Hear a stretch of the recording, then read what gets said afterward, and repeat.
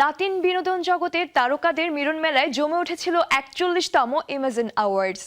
Red কার্পেটে তারকাদের নজরকাড়া উপস্থিতি উৎসবে তৈরি করেছে ভিন্ন আমেজ। চলচ্চিত্র ও টেলিভিশনে লাতিন শিল্পীদের অবদান উদযাপন করতেই বসেছিল এই আয়োজন। এবারের আসরে সম্মানিত হয়েছেন অভিনেতা আন্ডি গার্সিয়া সহ আরও অনেক তারকা। আলো ঝলমলে সে উৎসবের খবর জানাবো এবার।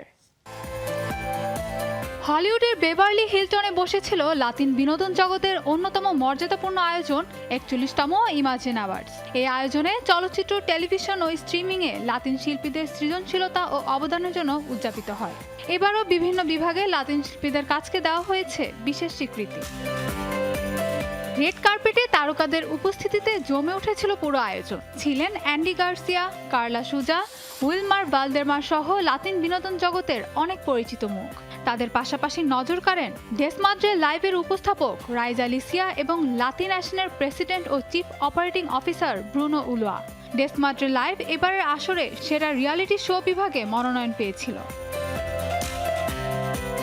তবে শুধু রেড কার্পেটের চাকচিক্য নয়, এবারের আসর ছিল পুরস্কারের দিক থেকেও বিশেষ। অ্যাপল টিভি প্লাসের জনপ্রিয় কমেডি সিরিজ একাপুলকো ৬টি পুরস্কার জিতে রাতের বড় বিজয়ী হয়ে ওঠে। সেরা ফিচার ফিল্মের পুরস্কার পায় ব্রাউন্সভিলে ব্রেড, আর সেরা ড্রামা সিরিজের স্বীকৃতি যায় উইল ট্রেন্টের ঘরে।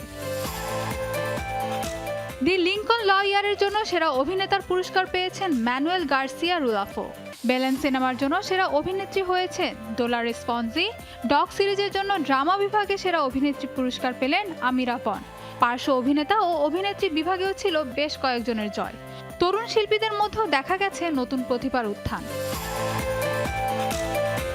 অন্যদিকে ৪ দশকের অভিনয় জীবনের স্বীকৃতি হিসেবে অ্যান্ডি গার্সিয়া পান life time achievement award. Latin সংস্কৃতি, শিল্পী ও গল্প বলার শক্তিকে সামনে এনে আরও একবার আলোচনায় এসেছে ইমাজিন অ্যাওয়ার্ডস। সব মিলিয়ে লাতিন শিল্পীদের কাজ ও সংস্কৃতির বড় উদযাপন হয়ে উঠেছে এবারের আসর। Mahbuba Mustarin, showbiz tonight.